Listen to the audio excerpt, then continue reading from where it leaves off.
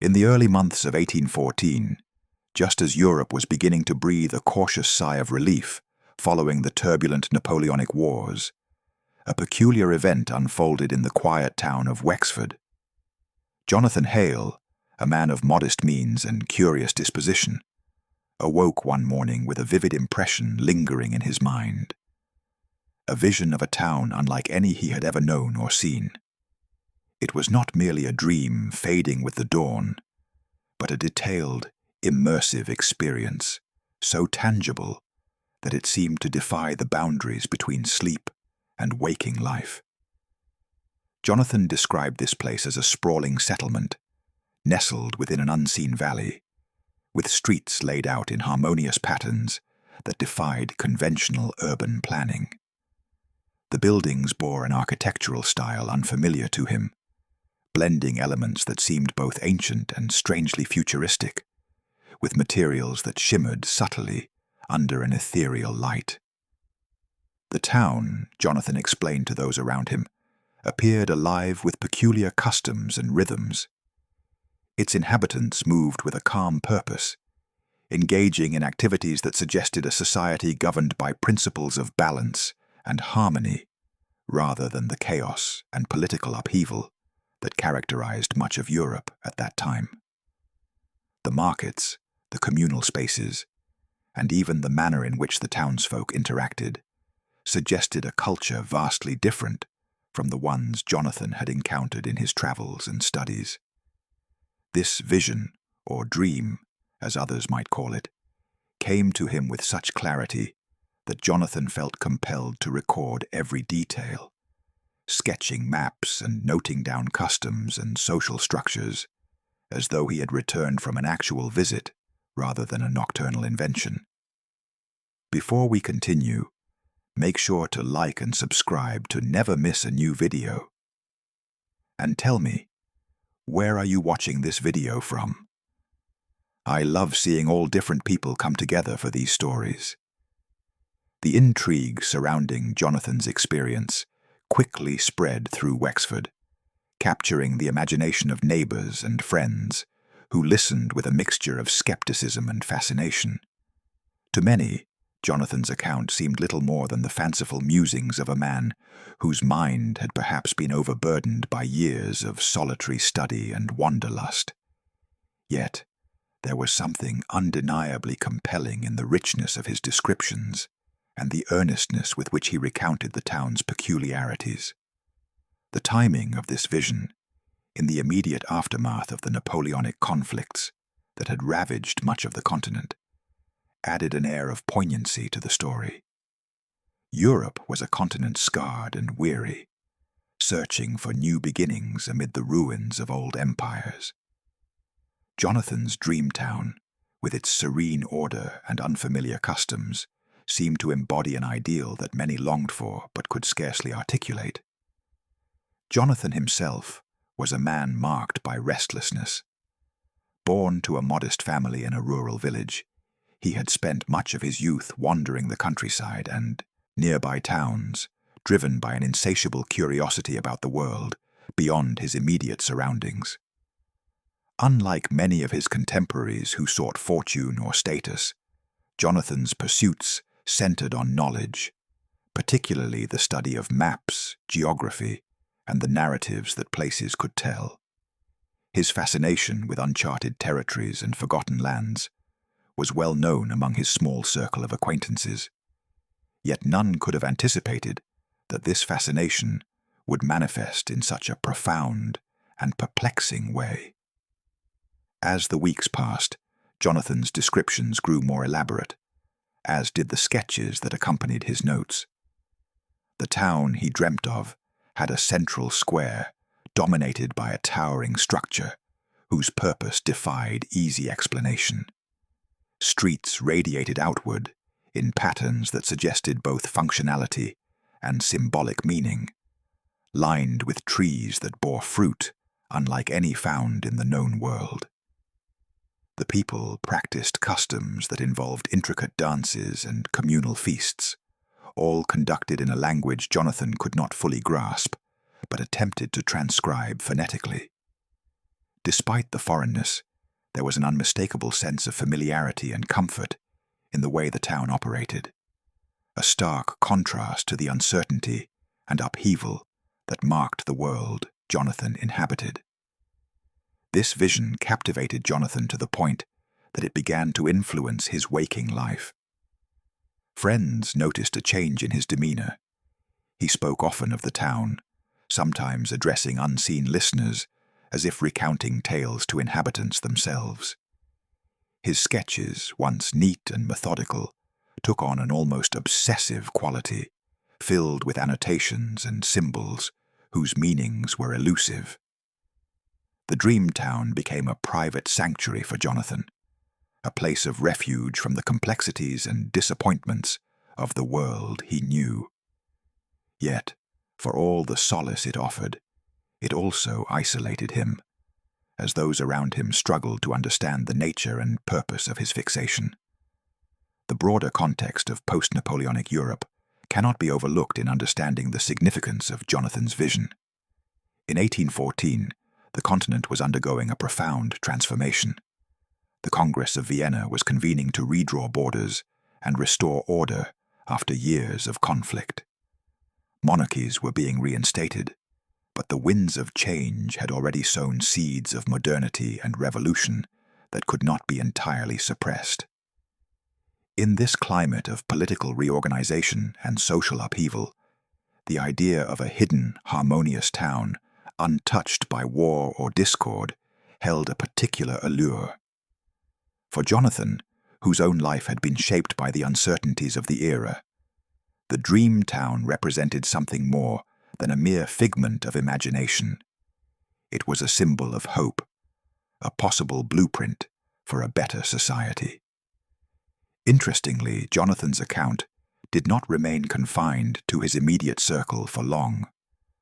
News of his visions reached scholars and thinkers in nearby cities, prompting debates about the nature of dreams, the subconscious, and the possibility of alternate realities or lost civilizations. Some dismissed Jonathan's experience as a symptom of an overactive imagination or the result of fevered dreams brought on by stress and isolation. Others entertained more speculative ideas, suggesting that Jonathan had tapped into a collective unconscious or accessed memories of a forgotten world through his dreams.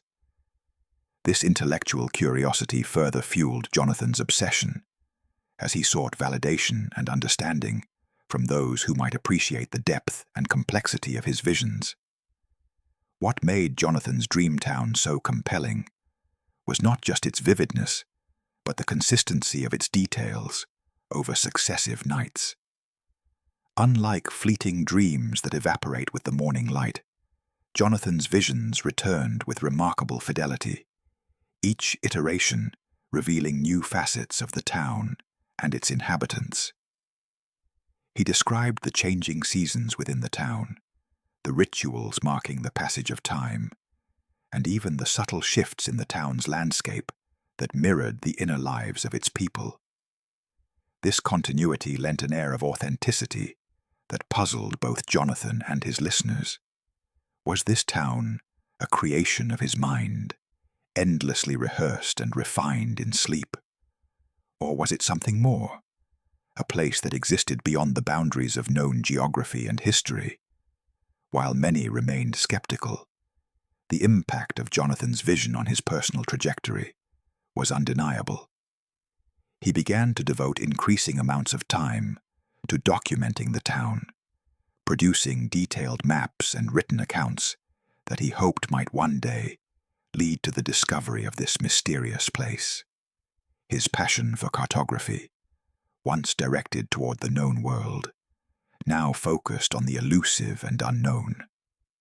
This shift marked the beginning of a journey that would consume Jonathan's life, setting him on a path where dreams and reality blurred, driving him toward a quest that transcended the ordinary bounds of exploration.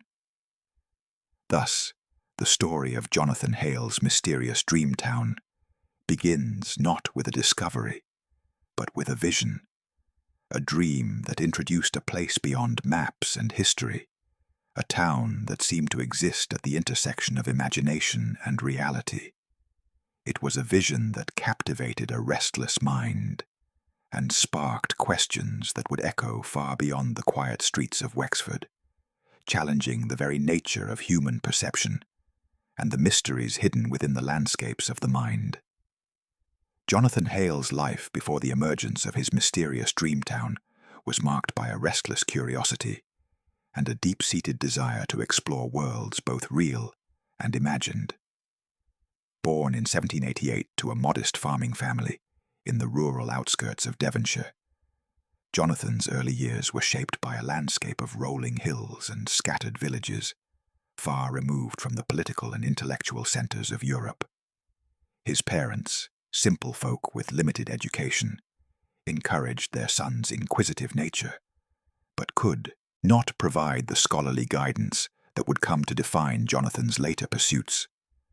From an early age, he was drawn less to the practicalities of rural life and more to the tales and maps that hinted at places beyond the horizon.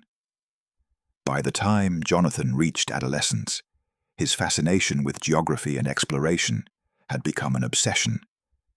He spent countless hours poring over worn atlases and travelogues borrowed from the local parish library, tracing routes to distant lands and imagining the lives of those who inhabited them.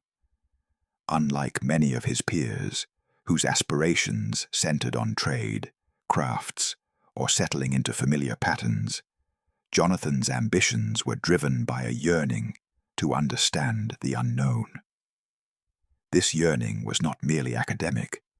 It was an emotional and spiritual quest, a search for meaning in a world that seemed increasingly fragmented by war and change. Jonathan's formal education was limited. He attended the village school sporadically, his lessons often interrupted by the demands of farm work and the hardships of rural poverty. Yet his innate intellect and voracious appetite for learning set him apart. He taught himself Latin and began to study the rudiments of cartography, fascinated by the power of maps to convey not just geography but stories, histories, and mysteries. His notebooks, filled with sketches and annotations, became a personal archive of his evolving understanding of the world. These early efforts laid the groundwork for the deeper explorations that would come later. As a young man, Jonathan left his village with few possessions, but a wealth of ideas and a determination to pursue his passion. He traveled on foot and by modest means to nearby towns and cities, seeking out scholars, map-makers, and travelers who could share knowledge and perhaps validate his burgeoning theories about the world's hidden corners. In these urban centers, Jonathan encountered a variety of people, some dismissive, others intrigued by his earnestness. Despite occasional ridicule, he found mentors who recognized his potential and encouraged his studies. His reputation as a scholar in the making grew slowly but steadily. Throughout these formative years, Jonathan's personality revealed a complex blend of traits. He was introspective and often withdrawn, preferring the company of books and maps to that of people. Yet, he was not without charm or warmth. Those who knew him well described a man capable of deep empathy and passionate conviction. His restlessness, however, made sustained relationships difficult. Friends came and went, often bewildered by his tendency to become absorbed in abstract pursuits that seemed disconnected from practical realities. Family ties remained strained, as his parents struggled to understand their son's unusual interests and unconventional lifestyle. Jonathan's growing obsession with cartography was not merely a scholarly endeavor, but a form of escape. The political upheavals and social disruptions of post-revolutionary Europe weighed heavily on him, fueling a desire to find order and meaning in a chaotic world. Maps, to Jonathan, represented more than territory. They were symbols of knowledge, control, and possibility. He dreamed of uncovering places untouched by conflict, where harmony and stability prevailed. This vision, nurtured in the quiet hours of study and reflection, would eventually manifest in the dream town that seized his imagination. Despite his modest background, Jonathan was fortunate to cross paths with a small but influential circle of intellectuals and explorers who shared his interests. These connections introduced him to new ideas in philosophy, natural science, and the emerging field of ethnography. He absorbed theories about human societies, cultural diffusion, and the limits of knowledge, all of which deepened his understanding of the complexities of the world. Yet, even within these circles, Jonathan's ideas sometimes seemed too speculative or idealistic, leading to polite skepticism. His tendency to blur the lines between empirical observation and imaginative speculation set him apart, both as a visionary and as an outsider. Jonathan's personal life remained largely solitary. He never married, nor did he seek conventional stability. Instead, he devoted himself to his studies with a fervor that bordered on the ascetic. His rooms were cluttered with maps, manuscripts, and artifacts collected during his travels. He maintained detailed journals, recording not only geographical information, but also philosophical musings and dream accounts. These writings reveal a man deeply engaged in an internal dialogue, wrestling with questions of existence, perception, and the nature of reality. It was this inner world that eventually gave rise to the Dream Town, a place born of Jonathan's subconscious, yet imbued with the weight of his hopes and fears. Friends and acquaintances often remarked on Jonathan's peculiar habits. He would spend hours walking alone in the countryside, sometimes speaking aloud as if narrating unseen events.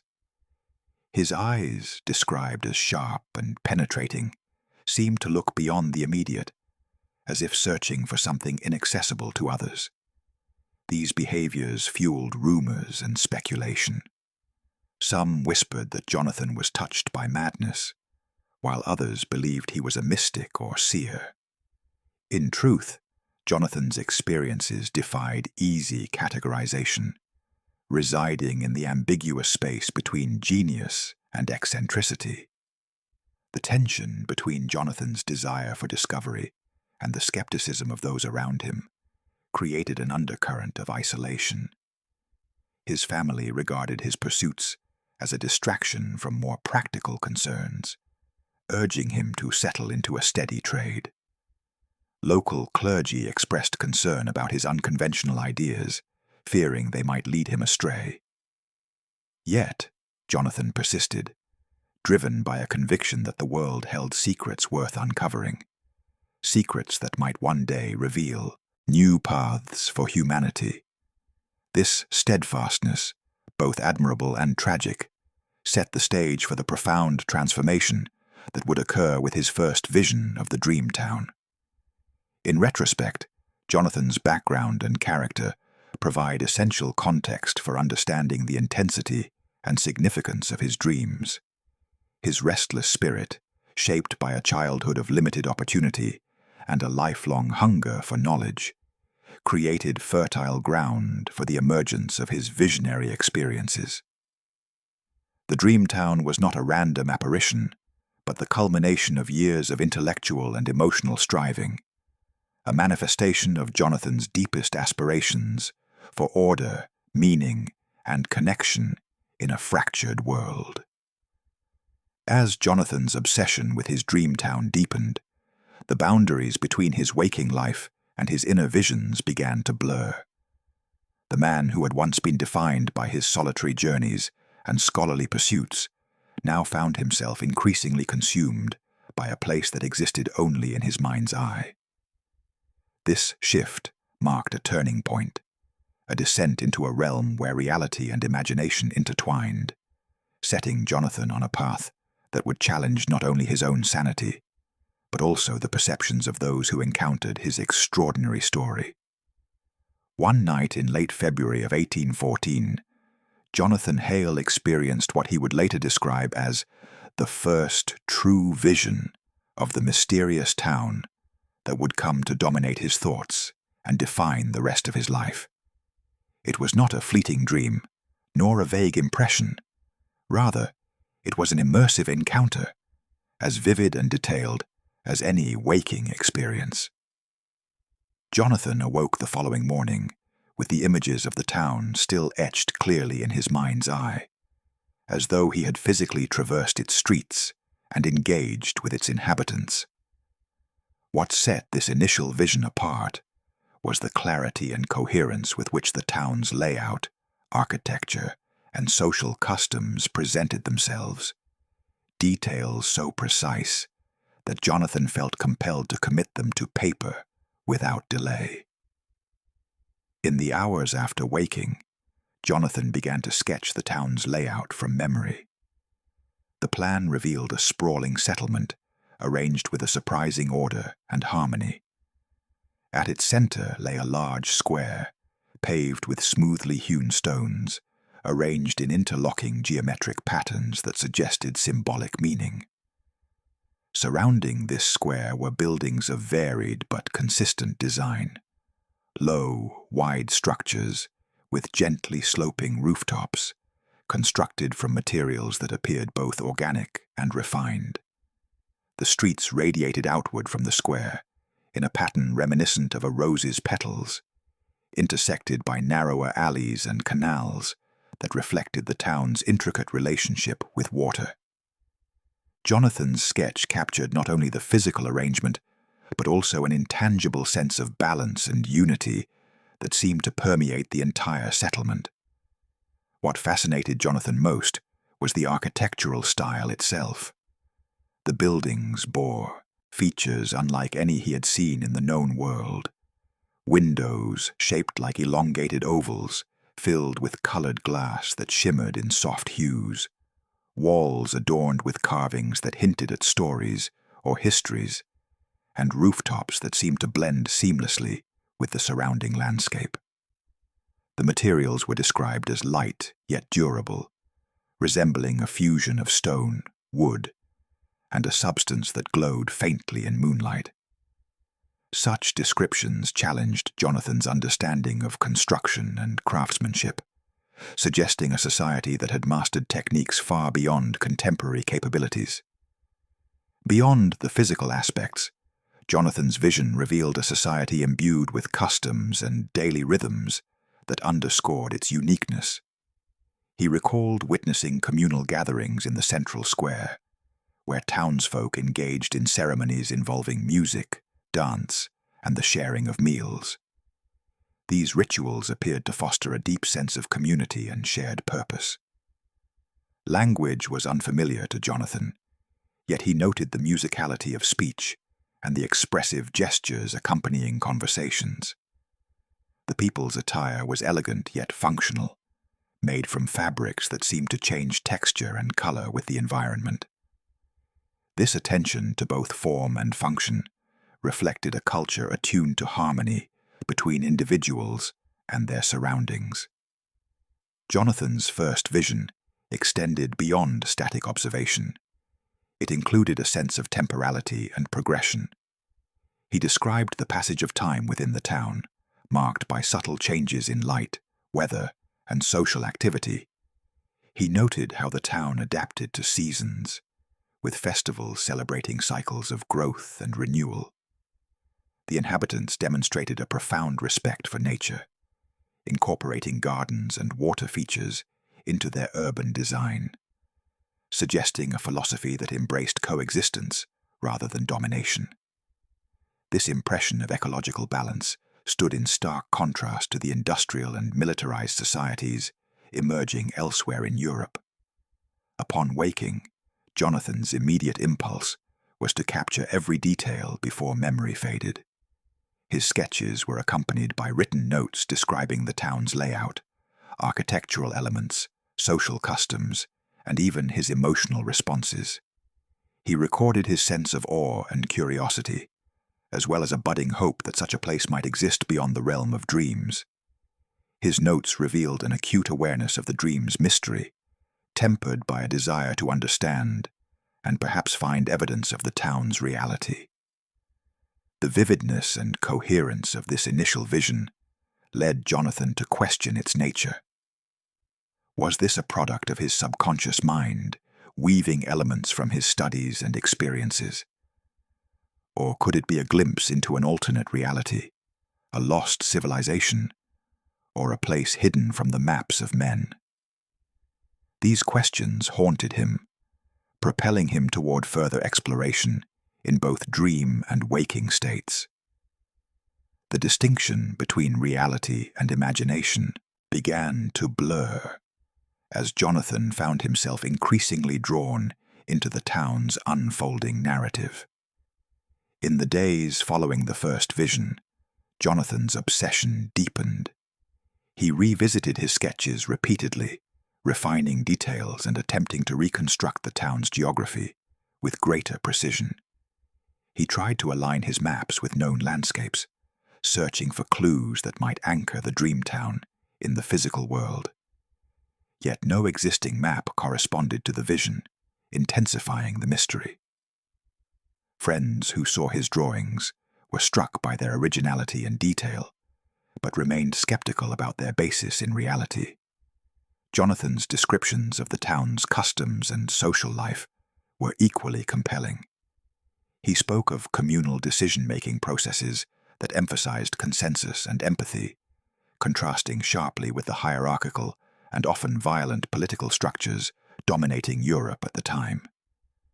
The Dreamtown's inhabitants appeared to live in an egalitarian society, where knowledge and creativity were valued above power and wealth. This idealistic vision resonated deeply with Jonathan's own longings for a more just and harmonious world.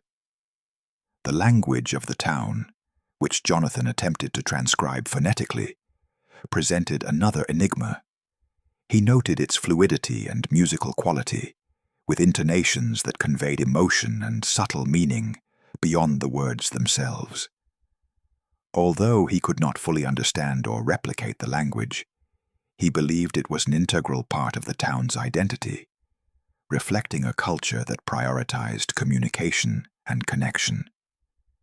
This linguistic mystery added a layer of complexity to Jonathan's documentation, as he wrestled with how to capture an experience that transcended conventional expression. Jonathan's first dream also contained symbolic elements that hinted at deeper meanings. The central square, with its geometric patterns, seemed to represent not only a physical gathering place, but also a spiritual or philosophical center. The recurring motifs in the carvings and decorations suggested a worldview that embraced unity, transformation, and the cyclical nature of existence. Jonathan's notes reveal his fascination with these symbols and his efforts to interpret them through the lens of contemporary philosophy and emerging scientific thought. Despite the richness of the vision, Jonathan experienced moments of uncertainty and fear. He sometimes awoke with a sense of disorientation, struggling to reconcile the vividness of the dream town with the mundane reality around him. The intensity of the experience challenged his understanding of consciousness and reality, prompting him to seek counsel from trusted friends and mentors. Reactions varied. Some dismissed his accounts as fanciful or the product of an overactive imagination, while others acknowledged the depth and sincerity of his experience. Jonathan's initial Dreamtown vision marked the beginning of a series of nocturnal journeys that would become progressively more detailed and immersive. Each subsequent dream added new layers to the town's geography, culture, and history, reinforcing Jonathan's conviction that he was encountering something extraordinary. This first dream, however, remained the foundation, the moment when the dream town stepped from the shadows of the subconscious into the light of conscious exploration. In capturing this vision, Jonathan set in motion a process that would consume his waking hours as well. The sketches and notes became a bridge between his inner world and the external reality, a means to preserve and understand the elusive town. His dedication to documenting the dream town's layout and customs reflected not only intellectual curiosity, but a profound emotional investment, a hope that this place might hold answers to questions about human nature, society, and the possibility of harmony in a fractured world. Thus, the first dream of the mysterious town was not merely a night's fancy, but a detailed, coherent narrative that invited exploration and interpretation. It revealed a world both alien and familiar, a society that challenged contemporary assumptions and offered a vision of an alternative way of living. For Jonathan Hale, this initial vision became a catalyst, transforming his life into a quest to understand the boundaries of reality and the power of the human imagination. In the weeks following his first vivid vision, Jonathan Hale found himself increasingly consumed by the mysterious town that had taken shape within his dreams. What had begun as a singular, remarkable experience evolved into a relentless obsession, one that blurred the lines between his nocturnal journeys and his waking hours. The dream town became the central focus of his thoughts, his sketches, and his conversations, drawing him deeper into a world that seemed both tangible and elusive. Jonathan's waking routine gradually shifted to accommodate the demands of this obsession. Mornings were spent meticulously refining his maps and notes, attempting to capture every nuance of the town's layout and the customs of its inhabitants. He annotated his sketches with careful observations about architectural details, symbolic motifs, and social interactions witnessed during his dreams. The precision of his work suggested a scholar devoted to empirical study, yet the subject remained rooted in the realm of imagination and mystery. Friends who visited observed with a mixture of curiosity and concern, noting the intensity with which Jonathan pursued his task, often losing himself for hours in the process. As days turned into weeks, the dream town's presence in Jonathan's mind grew more vivid and persistent. He began to experience moments during waking hours when the boundaries between his reality and the dream blurred. A familiar pattern of buildings might trigger memories of the town's streets. Snippets of conversation overheard in taverns would echo the musical intonations of the dream language. These waking visions were fleeting but powerful, reinforcing the sense that the town was not merely a product of his imagination, but something more profound and real. The social consequences of Jonathan's fixation became apparent as he withdrew from many of his previous relationships. Invitations to gatherings were declined with vague excuses, and correspondence with friends and family grew sporadic. Those closest to him expressed worry over his increasing isolation and the intensity of his preoccupation. Some whispered that Jonathan was losing touch with reality, succumbing to a form of madness fueled by dreams. Yet others admired his dedication, seeing in his quest a rare pursuit of knowledge and meaning in uncertain times. Jonathan's obsession also manifested in his daily habits and environment. His living quarters became a repository for drawings, manuscripts, and collected artifacts. Some gathered during his travels, others imagined or recreated from his dreams. Walls were adorned with maps and diagrams, each annotated with symbols and notes in Jonathan's precise handwriting. The cluttered space reflected the chaotic interplay between his inner world and the external, a physical manifestation of the dream town's hold over him. Visitors often remarked on the intensity of the atmosphere, where scholarly inquiry met the fervor of visionary experience. Despite the growing intensity of his fixation, Jonathan remained aware of the potential risks. He grappled with moments of self-doubt and anxiety, questioning whether he was losing his grasp on reality or uncovering hidden truths. These conflicts were evident in his journals, where he recorded fluctuating emotions, from exhilaration to despair, reflecting the psychological toll of his obsession. At times, he sought solace in philosophical texts and conversations with trusted mentors, hoping to find frameworks that could accommodate his experiences without dismissing them as mere fantasy. Jonathan's dream town also began to influence his waking worldview and philosophical outlook. The idealized society glimpsed in his visions contrasted sharply with the fractured post-war Europe he inhabited. He found himself drawn to ideas of harmony, communal living, and ecological balance, concepts embodied in the dream town's architecture and customs. This alignment fueled a growing conviction that the town represented not just a place, but a vision of a better way of life. His writings from this period reveal an evolving synthesis of personal experience and intellectual inquiry, as he sought to translate the dream's lessons into practical thought. The psychological impact of Jonathan's obsession extended beyond intellectual and emotional realms. Physically, he showed signs of weariness and strain, often neglecting basic needs in favor of prolonged study and reflection. His sleep patterns became irregular, with some nights devoted entirely to the dream town's unfolding narrative, and others marked by restless anxiety. Friends noted a pallor to his complexion and a waning vitality, symptoms that underscored the toll of his inward journey. Yet Jonathan persisted, driven by a belief in the importance of his quest and the potential significance of the town's message. Socially, Jonathan's isolation deepened as his dream town consumed more of his attention. The once lively conversations with peers gave way to monologues about the town's features and meanings.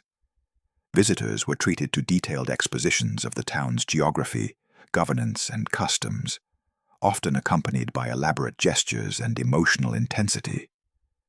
While some were captivated by his passion, others found the experience bewildering or unsettling. The divide between Jonathan and his community widened, reinforcing his role as an outsider or visionary, depending on perspective. Within Jonathan's inner circle, there were attempts to intervene or provide support.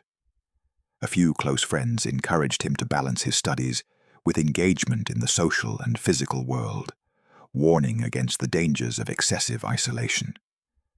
Physicians and clergymen expressed concern about his mental health, suggesting remedies ranging from rest to spiritual counsel. Jonathan, however, remained resolute, perceiving these interventions as either misunderstandings or obstacles to his deeper understanding. His journals reveal a mixture of frustration and determination as he navigated the tensions between personal conviction and societal expectations. The dream town's growing influence also sparked intellectual debates among Jonathan's acquaintances and correspondents. Some scholars regarded his visions as a fascinating, if enigmatic, contribution to discussions about utopian societies and the power of dreams. Others criticized his approach as unscientific or fanciful, cautioning against conflating subjective experience with empirical reality. These debates reflected broader tensions in early 19th century thought, as Enlightenment rationalism grappled with emerging romantic and mystical currents. Jonathan's experience thus became a microcosm of the era's struggles to define the boundaries between reason and imagination. Jonathan himself engaged deeply with these intellectual currents. His writings from this time show an evolving attempt to situate his dream town within contemporary philosophical frameworks. He explored ideas of the unconscious, symbolism, and archetypes, drawing on emerging psychological theories and mystical traditions. The town became a symbol not only of a physical place, but of universal human aspirations and the quest for harmony between individual and community nature, and culture. This conceptual expansion reflected Jonathan's growing awareness of the dream town's multifaceted significance.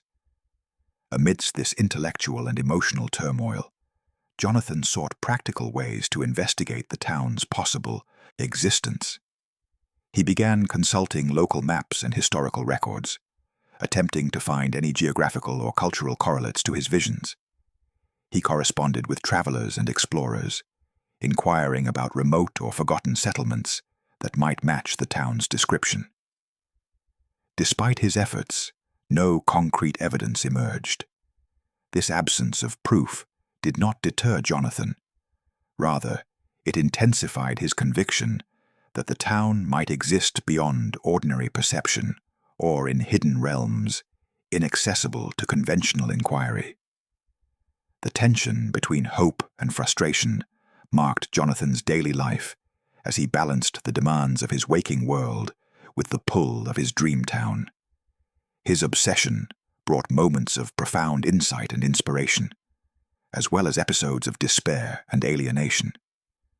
The dream town was no longer a mere vision, but a living presence within him, shaping his identity and purpose. This dual existence, between the visible world and the imagined, defined Jonathan's experience, setting the stage for the further unfolding of his extraordinary journey. Thus, Jonathan Hale's growing obsession with his dream town transformed him from a curious scholar into a man captivated by an elusive ideal. His waking hours were filled with maps, notes, and reflections, while his nights brought renewed visions and revelations. The dream town became both a sanctuary and a prison, offering hope and meaning, even as it isolated him from the world around him. This paradox would come to define Jonathan's life as he navigated the complex interplay of reality and dream, knowledge and imagination, in pursuit of a truth that lay beyond the known horizon. Driven by the vividness of his dreams and the growing conviction that the mysterious town might exist beyond the confines of his imagination, Jonathan Hale embarked on a determined quest to locate the elusive settlement in the waking world. His dream town, with its harmonious architecture and intricate urban design, seemed to beckon him toward discovery, and Jonathan was compelled to translate his nocturnal visions into tangible exploration. Jonathan's initial approach was methodical. He consulted existing maps and geographic records, comparing his detailed sketches with known landscapes across Britain and the European continent. His knowledge of cartography, honed through years of study and practice, enabled him to analyze patterns and topographies with keen insight. Yet, despite his efforts, no known town or settlement matched the unique layout and characteristics of his dream town. The radial street patterns, the central square adorned with geometric symbols, and the shimmering materials described in his visions found no parallel in the maps he examined. Undeterred, Jonathan extended his inquiries beyond familiar regions. He corresponded with explorers, travelers, and local historians, sending detailed descriptions and sketches in hopes of eliciting recognition or leads. Letters traveled across borders and seas, reaching contacts in remote villages and burgeoning cities alike. Some recipients responded with polite dismissal, unable to reconcile Jonathan's accounts with established geography. Others expressed intrigue, sharing tales of lost or forgotten settlements, but none matched the specificity or coherence of Jonathan's vision. Jonathan also undertook several journeys himself, traveling to regions that his research suggested might hold clues. He ventured into rural areas, mountainous regions, and coastal enclaves, studying local customs and architecture with an eye for similarities to his dream town. These travels were often solitary and arduous, reflecting Jonathan's persistent determination. He engaged with local inhabitants, seeking oral histories and legends that might hint at hidden communities or ancient civilizations. While he encountered fascinating stories and unique cultures, none aligned precisely with the town that haunted his dreams. The absence of concrete evidence weighed heavily on Jonathan. Friends and acquaintances, initially supportive or curious, began to express skepticism. Rumors circulated that Jonathan's quest was futile, a product of obsession or delusion. Some suggested that the dream town was a metaphorical construct rather than a physical place, a reflection of Jonathan's inner desires rather than an external reality. These doubts, though painful, did not diminish Jonathan's resolve. Rather, they deepened his commitment to uncovering the truth. As his search continued without success, Jonathan grappled with the possibility that the town might exist outside conventional understanding of geography and time. He entertained speculative theories. Perhaps the town was a hidden enclave, concealed by natural or supernatural means, or maybe it existed in an alternate dimension, accessible only through altered states of consciousness. Such ideas challenged the scientific and philosophical norms of the era, positioning Jonathan at the intersection of emerging romantic ideals and traditional Enlightenment rationalism. This tension was evident in Jonathan's writings and correspondence. He documented his frustrations and hopes, oscillating between empirical rigor and imaginative speculation. His dream town became a symbol of the limits of human knowledge and the mysteries that lay beyond the visible world. Jonathan's quest thus transformed from a search for a physical location into an exploration of the boundaries between reality and perception, a journey as much inward as outward. The social repercussions of Jonathan's quest were significant. His prolonged absences and preoccupations alienated some friends and strained family ties. Financial resources were increasingly devoted to travel and research, adding practical difficulties to the emotional and intellectual challenges he faced. Despite these hardships, Jonathan remained steadfast, driven by a belief that the discovery of the town could illuminate broader truths about society and human potential. Among his limited circle of supporters, a few individuals provided crucial encouragement and assistance. Scholars and artists who resonated with Jonathan's vision offered perspectives that enriched his understanding. They engaged in discussions about utopian societies, the role of dreams in creativity, and the interplay between imagination and reality. These exchanges fostered a sense of community amid Jonathan's isolation, reinforcing the significance of his quest beyond mere geographic discovery. Jonathan's search also influenced his creative output. His journals and sketches grew increasingly elaborate, incorporating not only maps, but also detailed descriptions of the town's social structures, rituals, and philosophies. He composed essays and treatises that framed the dream town as a model for societal reform, emphasizing principles of harmony, cooperation, and ecological balance. These writings reflected Jonathan's evolving conviction that the town embodied ideals vital to the future of humanity. Yet, the longer the search went on without tangible results, the more the line between hope and despair blurred. Jonathan faced moments of profound doubt, questioning whether his dreams were illusions or the manifestations of a troubled mind. These struggles were documented with candor and poignancy, revealing a man caught between faith and skepticism, vision and reality. Such internal conflicts deepened the complexity of Jonathan's character and the nature of his journey. In the broader context of early 19th century Europe, Jonathan's quest intersected with prevailing currents of thought and cultural transformation. The continent was grappling with the aftermath of war, shifting political landscapes, and the rise of new intellectual movements. Utopian ideals, though often marginalized, found expression in literature, art, and social experiments. Jonathan's dream town, with its emphasis on balance and community, resonated with these currents, positioning his personal quest within a larger dialogue about the possibilities for human progress. Despite the absence of physical evidence, the dream town gained symbolic power in Jonathan's life and among those who followed his story. It became a beacon of hope and a challenge to conventional wisdom, inviting reconsideration of the boundaries between reality and imagination. Jonathan's maps and writings circulated within intellectual circles, inspiring debate and reflection.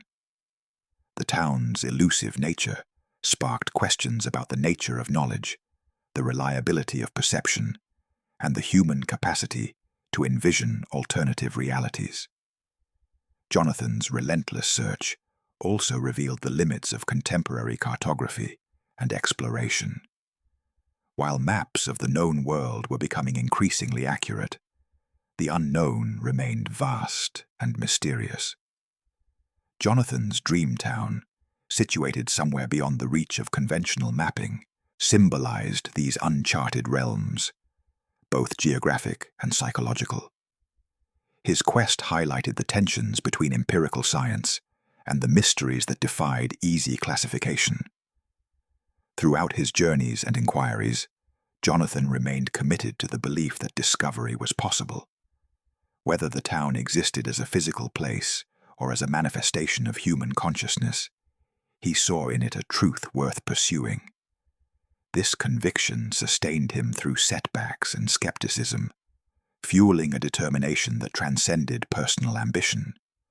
Jonathan's search was not merely for a location, but for meaning, a quest to bridge the seen and unseen, the known and the unknown. Thus, Jonathan Hale's attempts to locate the mysterious town became a defining chapter in his life. His travels, correspondence, and research reflected a profound commitment to exploring the boundaries of knowledge and imagination. Though the town remained elusive, the quest itself opened new avenues of thought and inquiry, transforming Jonathan from a solitary dreamer into a figure engaged with the broader currents of his time. The search underscored the enduring human desire to seek, to understand, and to find places where ideals might take form beyond the limits of ordinary experience. As Jonathan Hale's quest to locate the mysterious town continued without concrete success, the nature of his vision began to provoke deeper reflection and interpretation among his friends, scholars, and the growing circle of intellectuals intrigued by his experience. What was once a tangible search for a physical place gradually evolved into a discourse about the symbolic and philosophical significance of the dream town. Scholars and confidants alike proposed that the town might be less a geographic reality and more an emblem of human aspiration, a metaphor for utopia or a lost ideal, reflecting broader cultural and psychological themes of the era. Within this interpretive framework, the dream town came to represent a yearning for harmony and balance amid the turmoil of early 19th century Europe. The continent was still reeling from the profound disruptions of the Napoleonic Wars. Political boundaries had been redrawn, social orders questioned, and traditional certainties shaken. Intellectuals and artists grappled with the implications of these upheavals, seeking models of society that could reconcile order and freedom, individuality and community.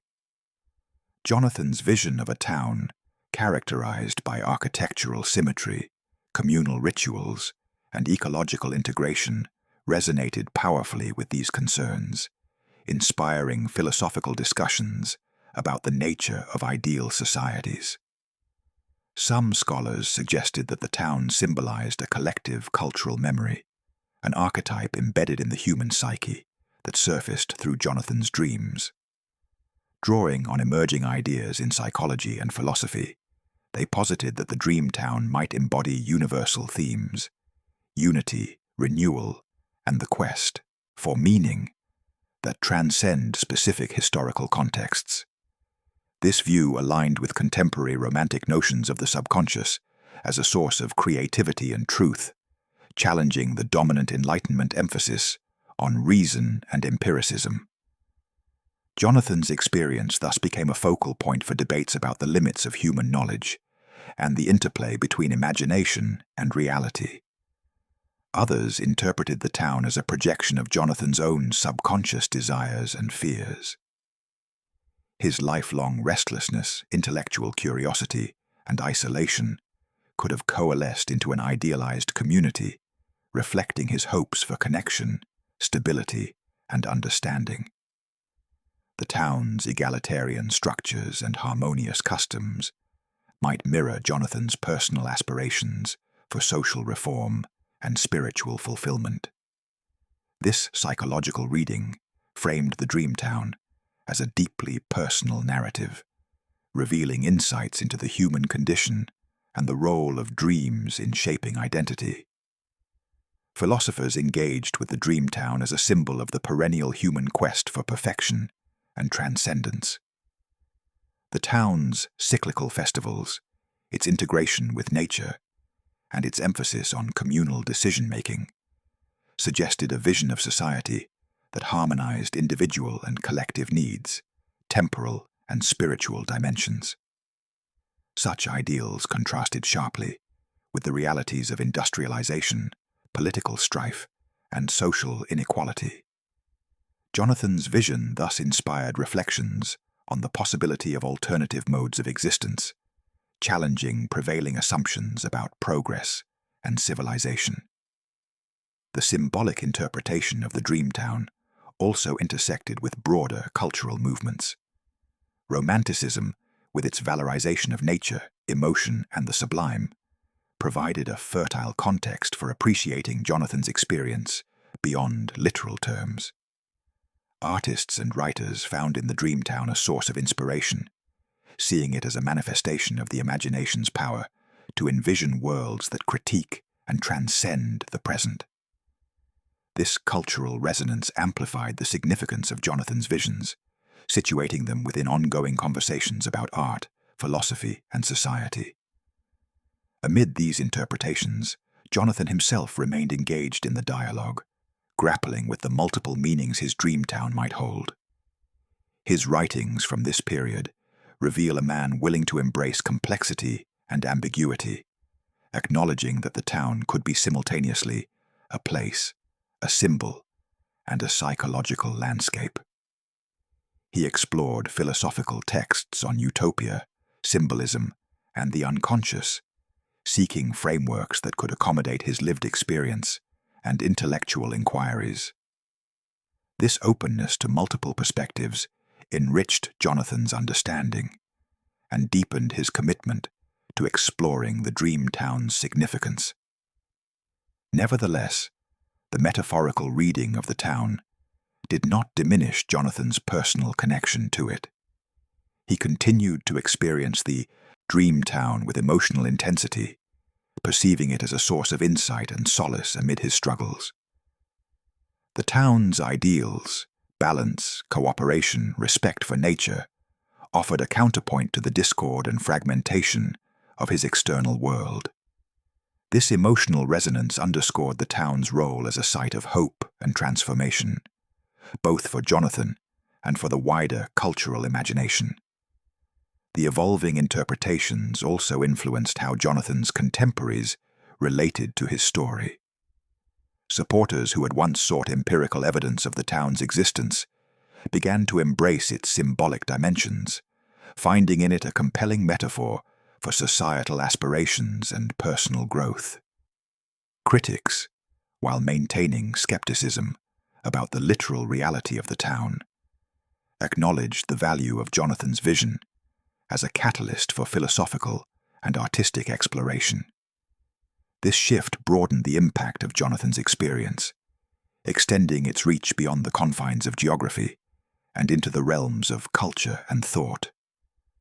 The dialogue surrounding the Dreamtown also raised profound questions about the nature of dreams, consciousness, and reality. Was the town a figment of imagination, a collective archetype, or a glimpse into an alternate dimension? How do dreams shape human understanding and cultural narratives? These inquiries placed Jonathan's vision at the heart of early explorations into the psychology of dreaming and the limits of human perception. The dream town became a case study in the interplay between subjective experience and shared meaning, highlighting the porous boundaries between inner and outer worlds. Jonathan's dream town, as a symbolic entity, thus served multiple functions. It was a mirror reflecting individual and collective yearnings, a map guiding philosophical and cultural inquiry, and a challenge to prevailing epistemologies. Its enigmatic nature invited ongoing interpretation, resisting definitive categorization and opening space for creativity and debate. In this way, the dream town transcended its origins in Jonathan's dreams to become a living symbol within the intellectual landscape of the time. This symbolic significance also informed Jonathan's evolving personal philosophy. He increasingly viewed the dream town not solely as a place to be found, but as an ideal to be aspired to, a model for social and spiritual transformation. His writings began to emphasize the importance of cultivating harmony within oneself and one's community, drawing lessons from the town's imagined practices and values. This shift reflected a maturation of Jonathan's thought, integrating his visionary experiences with practical concerns about human flourishing. The dream town's role as a metaphor for utopia also connected with historical and literary traditions. Jonathan's experience echoed earlier utopian visions, from Plato's Republic to More's Utopia, while anticipating later speculative works that explored the interplay of society, environment, and consciousness. His contributions enriched this lineage, offering a unique synthesis of personal vision and cultural critique rooted in the particular historical moment of early 19th century Europe. In sum, the dream town's symbolic meaning emerged as a central theme in understanding Jonathan Hale's extraordinary experience. It opened a space where dreams, philosophy, culture, and psychology converged, inviting reflections on the human condition and the possibilities of alternative worlds. Through this lens, the dream town transcended its origins as a solitary vision, becoming a shared emblem of hope, inquiry, and the enduring quest for harmony in a fractured world. As Jonathan Hale's dreams of the mysterious town intensified, their influence began to take a profound toll on his mental and physical well-being. What had once been a source of inspiration and intellectual curiosity evolved into a relentless force that blurred the boundaries between his waking reality and the vivid nocturnal visions that gripped him. The dream town, which had captivated his imagination with its harmonious streets and enigmatic customs, now threatened to consume his entire existence. Jonathan's nights became increasingly dominated by these vivid dreams, each one more detailed and immersive than the last. He described entering the town with a sense of familiarity, as though he had lived there before, yet each dream revealed new facets, expanding neighborhoods, unfamiliar faces, and rituals that hinted at deeper meanings. The intensity of these experiences left him with little distinction between sleep and wakefulness. The dream town followed him into the daylight hours, its presence palpable in his thoughts and perceptions. This persistent preoccupation soon manifested in waking visions, episodes during which Jonathan would momentarily lose touch with his immediate surroundings. Friends recalled occasions when he appeared distant or distracted, his gaze fixed beyond the visible, as if glimpsing the town's streets and people in the midst of ordinary conversation. These episodes were unsettling both for Jonathan and those around him, signaling a growing difficulty in maintaining a stable grasp on reality. His capacity to distinguish between memory, imagination, and present experience became increasingly tenuous. Physically, the strain of these mental burdens began to show. Jonathan's health deteriorated, his complexion grew pale, and signs of exhaustion became evident. He neglected meals and rest, driven by a compulsion to document every detail of his dreams before they slipped away. Sleepless nights were punctuated by restless pacing and moments of intense agitation, as if wrestling with unseen forces. His handwriting grew erratic, and his journals, once orderly and precise, became scattered with frantic annotations and sketches. These changes alarmed those close to him, who feared that his obsession was spiraling into illness. Concerned friends and acquaintances urged Jonathan to seek medical advice, fearing that he might be succumbing to a form of melancholia or delirium. At a time when psychiatric understanding was limited and often intertwined with moral judgments, such diagnoses carried heavy social and personal implications. Physicians who examined Jonathan noted symptoms consistent with profound mental distress, mood swings, hallucinations, and disrupted sleep patterns. Some attributed his condition to overwork and emotional exhaustion, while others speculated about more serious psychological disorders. Jonathan's responses to these interventions were complex. On one hand, he recognized the precariousness of his state, expressing moments of doubt and fear regarding his mental stability. His journals reveal candid reflections on the fine line between genius and madness, creativity and delusion. On the other hand, he remained fiercely attached to the dream town and the insights it seemed to offer, resisting attempts to dismiss his experiences as mere illness. This internal conflict deepened his isolation, as he felt misunderstood by those who sought to contain or cure him. The social consequences of Jonathan's deteriorating health were significant. His withdrawal from society became more pronounced, and his interactions grew infrequent and strained. Friends who had once admired his intellect now approached him with caution or pity. Family members grappled with feelings of helplessness and stigma, unsure how to support a man increasingly consumed by visions they could neither share nor comprehend. The tension between Jonathan's inner world and external reality widened, reinforcing a sense of alienation. Despite these challenges, Jonathan's dedication to his quest did not wane. If anything, the intensification of his dreams and their impact on his psyche seemed to fuel his resolve. He viewed his suffering as a necessary passage toward deeper understanding, a form of sacrifice in pursuit of knowledge that transcended ordinary experience. This perspective imbued his ordeal with a tragic nobility, even as it underscored the precariousness of his condition. Jonathan's deteriorating state also influenced his scholarly and philosophical work. His writings from this period reveal a shift toward more abstract and symbolic interpretations of the dream town. He explored themes of transcendence, transformation, and the dissolution of boundaries between self and other. His prose took on a poetic quality, reflecting the intensity of his inner experience and the blurred distinctions between reality and vision. These works, while profound, were increasingly difficult for others to interpret or accept as coherent scholarship. Medical observers of the time noted that Jonathan's condition was emblematic of the complex interplay between creativity and mental health.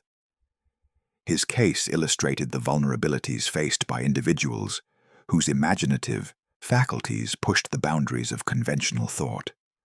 The concept of melancholia, then a catch-all term for depression and related disorders, was often linked to genius and visionary experience, reflecting contemporary ambivalence toward unconventional minds. Jonathan's experience thus contributed, however indirectly, to early discussions about the nature of mental illness and its relationship to creativity. The intensity of Jonathan's dreams and their impact on his waking life also raised broader questions about consciousness and the human mind. His experience suggested that dreams could be more than passive reflections of daily life. They might serve as active realms of insight and transformation, capable of influencing one's sense of self and reality. These ideas resonated with emerging romantic and philosophical currents that valued intuition, emotion, and the subconscious as vital components of human experience. Jonathan's struggle to maintain coherence amid his visions underscored the fragility of the human psyche when confronted with profound mysteries. His descent into psychological distress highlighted the dangers inherent in pursuing knowledge that challenges accepted boundaries and norms. At the same time, his perseverance exemplified the enduring human drive to seek meaning, even at great personal cost. The deterioration of Jonathan's health eventually prompted interventions aimed at restoring balance and stability.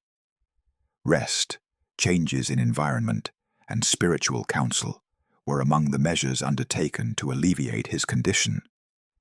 While these efforts brought moments of respite, the underlying tensions between his visionary experiences and the demands of daily life persisted.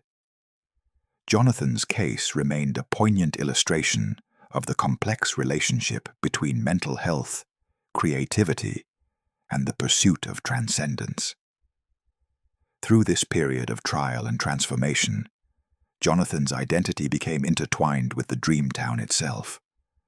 The town was no longer merely a vision or a metaphor, but a living presence that shaped his perceptions, emotions, and existence. This fusion of self and dream reflected both the power and peril of his extraordinary experience, a testament to the human capacity for imagination and the risks of losing oneself within it. Jonathan Hale's journey into the depths of his dreams and psyche, marked by vivid visions and psychological turmoil, revealed the profound challenges faced by those who traverse the boundaries of consciousness. His story illuminated early 19th century understandings of mental health, while offering timeless insights into the interplay of creativity, suffering, and the quest for meaning. In the crucible of his experience, the dream town became both a beacon and a burden, guiding and haunting a man whose life was forever changed by the mysteries of the mind. In the final notable vision before his decline, Jonathan Hale found himself once again immersed in the enigmatic town that had so profoundly shaped his existence. Unlike earlier dreams filled with architectural harmony and communal celebration, this last vision was marked by turmoil and transformation, signaling an end to the quest that had consumed him for so long. The dream town, once a sanctuary of balance and unity, appeared fractured. Streets were shadowed and silent, familiar figures moved with anxious haste, and the air was thick with an unspoken tension. Jonathan described entering the town's central square, where the geometric patterns he had so often admired were obscured by cracks and fading symbols. The grand structures that once gleamed with an otherworldly light now bore signs of decay, their walls weathered and worn. The inhabitants, whose faces had been serene and welcoming in his previous visions, now exhibited expressions of fear and uncertainty. Communal rituals had ceased, replaced by hurried gatherings and whispered conversations that hinted at an impending upheaval. This vision conveyed a palpable sense of crisis, an unraveling of the social and spiritual order that had defined the town's identity. Jonathan witnessed scenes suggestive of internal conflict, debates that grew heated, traditions questioned, and a collective anxiety about the future. The harmony that had once seemed eternal was now fragile, threatened by forces both within and beyond the town's boundaries.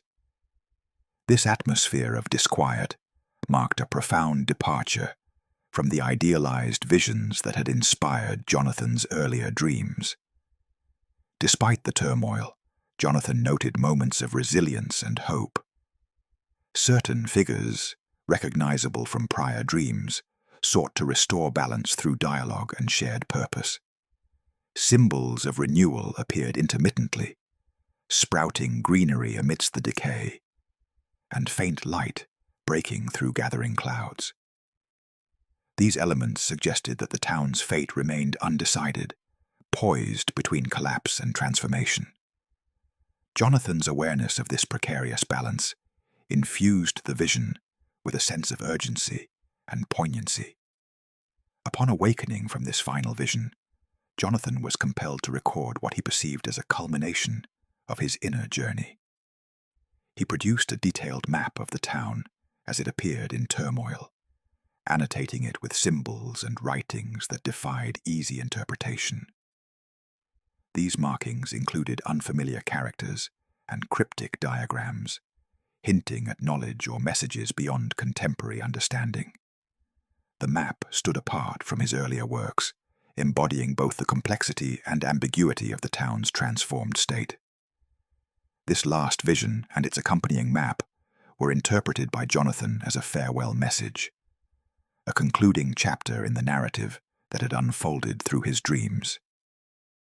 He perceived the town's crisis as reflective of broader human struggles, the tension between order and chaos, tradition and change, isolation and community. The dream town's turmoil mirrored his own internal conflicts and the societal upheavals of his time, encapsulating themes that transcended the personal and the local. The profound impact of this vision on Jonathan's psyche was immediate and lasting.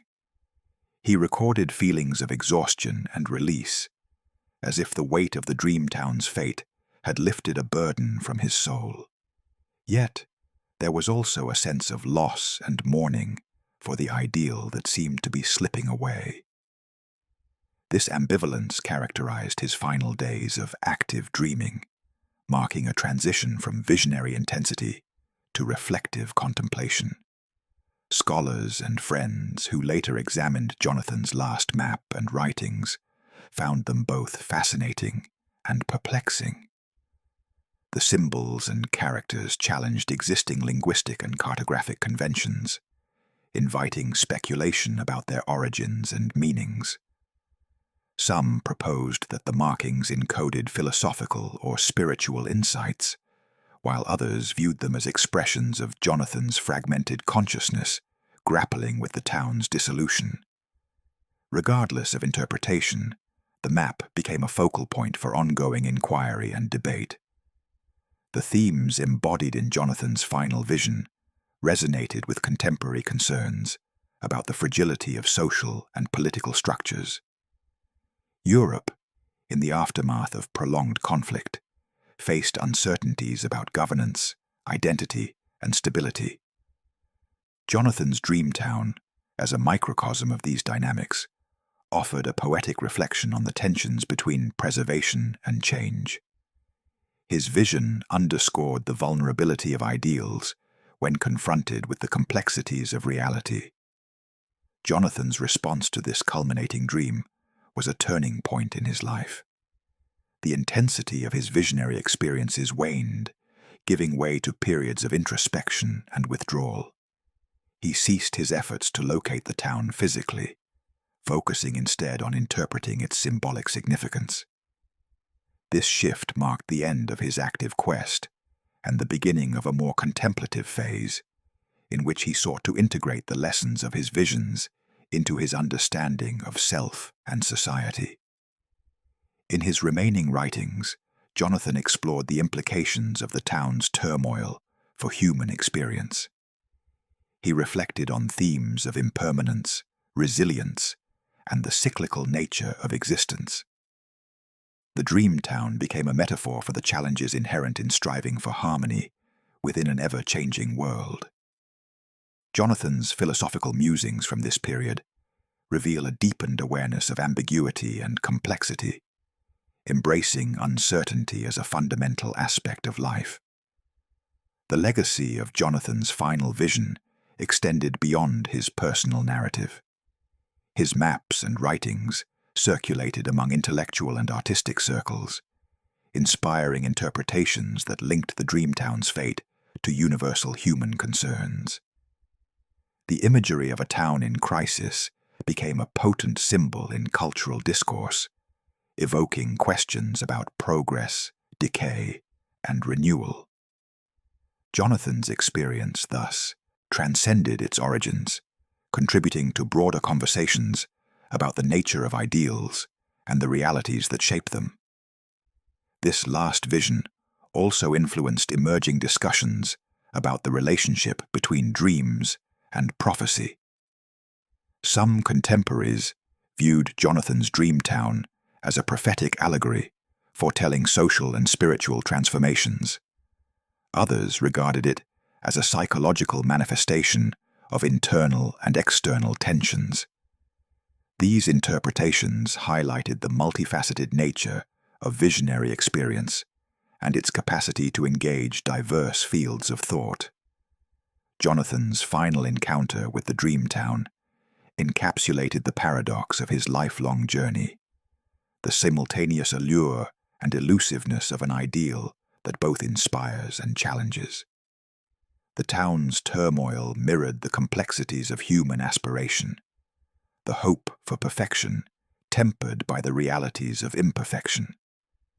This vision, rich with symbolism and emotion, offered a profound meditation on the limits and possibilities inherent in the quest for meaning.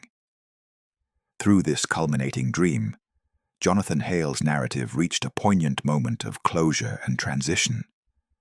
The Dreamtown, once a beacon of harmony, now stood as a testament to the fragility and resilience of human endeavors. Jonathan's detailed map and enigmatic writings served as enduring artifacts of a visionary experience that bridged the worlds of sleep and wakefulness, imagination and reality. In the wake of this final vision, Jonathan's life took on a quieter tone. The fervor of his quest diminished, replaced by a reflective acceptance of uncertainty. His subsequent years were marked by contemplation and the sharing of his insights with a select circle of confidants. The Dreamtown remained central to his thought, not as a place to be found, but as a symbol to be understood and embraced. Thus, the final dream of Jonathan Hale's mysterious town encapsulated the culmination of a journey that traversed the boundaries of consciousness and experience. It revealed a narrative of transformation, loss, and hope, a story that continues to resonate as a profound exploration of human aspiration and the enigmatic nature of dreams. Following Jonathan Hale's passing, the enigmatic maps, journals, and writings he left behind began to circulate beyond the confines of his close acquaintances, gradually permeating intellectual and artistic circles across Europe. These documents, rich with intricate sketches and detailed descriptions of the Dreamtown, captured the imagination of a diverse audience: philosophers, writers, artists, and scholars, each drawn to the profound mystery and symbolic depth embedded within Jonathan's visionary experience. His legacy became a catalyst for creative and speculative inquiry, inspiring new ways of thinking about utopia, the nature of dreams, and the boundaries of human knowledge. Among literary figures, Jonathan's Dreamtown emerged as a compelling motif that resonated with the burgeoning Romantic movement. Writers found in his work a vivid embodiment of the yearning for a lost or idealized world, a place that transcended the limitations and conflicts of contemporary society. The detailed maps and evocative descriptions provided fertile ground for imaginative exploration, influencing narratives that grappled with themes of longing, transformation, and the elusive nature of perfection. Jonathan's vision thus contributed to a cultural current that celebrated the power of imagination as a means of confronting and reimagining reality. Philosophers engaged with Jonathan's legacy as a profound case study in the human quest for meaning and the limits of empirical knowledge. The dream town's ambiguous status, both a tangible map and a symbolic construct, challenged prevailing notions of reality and truth. Debates arose regarding the nature of dreams and their capacity to reveal truths inaccessible to rational inquiry. Jonathan's experience was cited in discussions about the subconscious, the role of symbolism, and the interplay between individual perception and collective understanding. His work helped to bridge emerging psychological theories with philosophical reflection on human consciousness. Artists, too, found inspiration in the dream town's intricate designs and evocative imagery. The architectural forms and social rituals Jonathan described sparked new aesthetic explorations that sought to capture the interplay of harmony and mystery. Visual artists incorporated motifs from his maps and writings into their work, creating pieces that reflected the tension between order and imagination. These artistic responses enriched the cultural dialogue surrounding utopian ideals and the role of visionary experience in shaping creative expression. The dream town's symbolic power extended into nascent fields of speculative fiction and early science fiction. Jonathan's detailed accounts of an alternative society, with its unique customs and ecological integration, anticipated later explorations of imagined worlds and social possibilities. Writers and thinkers drew upon his vision to consider the potentials and pitfalls of human societies, using the dream town as a lens through which to examine questions of progress, ethics, and the relationship between humanity and nature. Jonathan's legacy thus contributed to the intellectual groundwork for genres that would flourish in the centuries to come. Within academic circles, Jonathan's materials prompted methodological reflections on the nature of evidence, narrative, and interpretation. His blending of cartographic detail with subjective experience challenged conventional approaches to history and geography. Scholars debated the status of his work as documentation, allegory, or psychological artifact. These discussions highlighted the complexities of engaging with visionary texts and the interpretive openness required to appreciate their multiple layers of meaning. Jonathan's descendants and estate played a role in preserving and disseminating his work, ensuring that the dream town remained accessible to interested parties. Manuscripts and maps were carefully archived, some eventually finding their way into private collections and public institutions. The gradual publication and study of these materials broadened their impact, allowing successive generations to engage with Jonathan's extraordinary vision and its implications. The dream town became a symbol not only of human aspiration, but also of the enduring mystery at the heart of existence. Its ambiguous nature invited continual reinterpretation, reflecting evolving cultural, philosophical, and scientific perspectives. Jonathan's story underscored the tension between the desire for certainty and the acceptance of ambiguity, a dynamic central to the human condition and the pursuit of knowledge. In literary and philosophical discourse, the dream town often served as a metaphor for the limits of understanding and the power of imagination to transcend those limits. It embodied the paradox of seeking a perfect society within an imperfect world, a quest fraught with hope and frustration. This duality resonated with thinkers grappling with the challenges of modernity and the complexities of social change. Jonathan's legacy also influenced cultural narratives beyond academia and the arts. His story inspired folklore and popular imagination, contributing to motifs of lost cities, hidden realms, and the mysterious interplay between dreams and reality. These narratives enriched collective cultural memory, weaving Jonathan's experience into the fabric of shared human stories about exploration, mystery, and the unknown. The resonance of Jonathan Hale's Dreamtown extended into early psychological and anthropological thought. His detailed observations of the town's customs and social structures anticipated later ethnographic studies, offering a unique perspective on the diversity and adaptability of human societies. His experience stimulated inquiry into the nature of cultural imagination and the ways in which dreams and myths shape identity and community. Throughout these varied engagements, Jonathan's work maintained a central theme: the quest for harmony within the individual, the community, and the world at large. The Dreamtown, with its blend of order and mystery, stood as a testament to this enduring human aspiration. Its legacy challenged successive generations to reconsider the boundaries of reality and the possibilities embedded within dreams. In this way, Jonathan Hale's visionary experience transcended the particulars of his own life and time, entering into a broader conversation about the nature of human experience. His Dreamtown became a mirror, reflecting both the hopes and uncertainties that define existence, a symbol that continues to inspire reflection and creativity. The circulation of his maps and writings ensured that his journey, marked by imagination, inquiry, and the search for meaning, remained alive in the collective consciousness.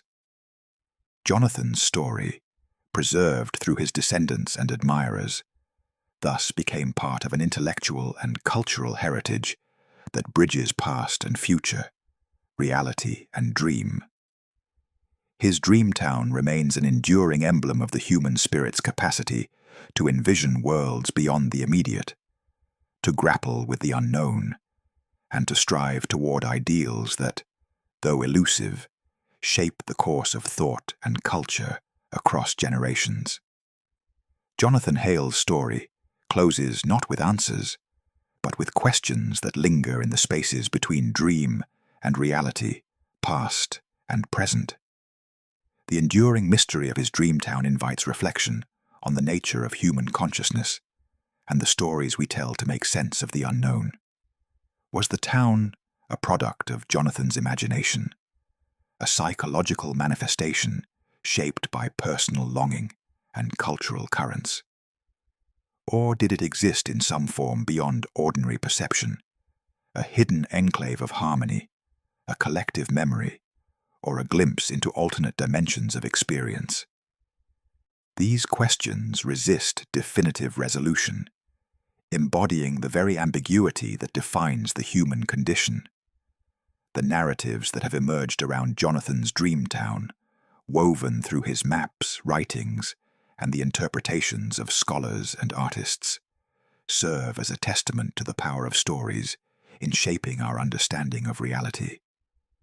His vision transcends the boundaries of literal fact, becoming a symbolic landscape where hopes, fears, and philosophical inquiries converge. The Dreamtown functions as a mirror reflecting humanity's perennial quest for meaning, order, and connection amidst the complexities of existence. Jonathan's experience underscores the intricate relationship between dreams and waking life, challenging rigid distinctions between the two. His life illustrates how visions born in sleep can influence identity, creativity, and worldview, blurring the lines between subjective experience and shared reality. This interplay invites ongoing exploration into the nature of consciousness and the role of imagination as a faculty that both reveals and constructs meaning. The story of Jonathan Hale also highlights the limitations of knowledge and the humility required in its pursuit. His unwavering quest, marked by both insight and uncertainty, exemplifies the human drive to reach beyond the known, even when certainty remains elusive. His journey reminds us that the search itself, laden with failures, revelations, and transformations, is as vital as any destination. Moreover, the dream town stands as a symbol of utopian longing, embodying ideals that challenge and inspire societies across time. Its depiction of harmony, balance, and communal life resonates with enduring aspirations for better worlds, prompting reflection on the possibilities and pitfalls inherent in such visions. Jonathan's story invites us to consider how dreams, both personal and collective, shape cultural narratives and influence the trajectories of thought and action. In the broader cultural imagination, the dream town has become a motif for exploring the boundaries of reality and fantasy, sanity and madness, hope and despair. It has inspired artistic and intellectual endeavors that grapple with the tensions between idealism and pragmatism, the visible and the unseen. Jonathan's vision continues to echo through literature, philosophy, and art, reminding us of the enduring allure and mystery of places that exist at the edge of human understanding. Ultimately, Jonathan Hale's story is a meditation on the fragility and resilience of the human spirit. Through his dreams and struggles, he embodies the tension between yearning and acceptance, exploration and surrender. His journey offers a profound reflection on the complexities of existence, the power of imagination, and the enigmatic nature of life and death. The dream town remains an open canvas, an invitation to imagine, to question, and to seek. It challenges us to embrace uncertainty and to recognize the stories we tell as essential threads in the fabric of reality. Jonathan's legacy is not a closed chapter, but an ongoing dialogue, a living testament to the mysteries that define our experience and the endless human endeavor to understand them. In this sense, the tale of Jonathan Hale and his dream town persists as a source of inspiration and contemplation, encouraging each generation to look beyond the surface of experience and to engage with the deeper currents that shape our world. It is a story that honors the power of dreams to illuminate the unknown and to guide us through the uncharted territories of the mind and spirit. Through the lens of Jonathan's vision, we are reminded that reality itself is a mosaic of perception, memory, and imagination, a complex interplay where mysteries endure and where the search for meaning is a journey without end. The dream town, elusive and ever-shifting, stands as a symbol of this profound human truth, inviting us to continue dreaming, questioning, and seeking beyond the horizons of certainty.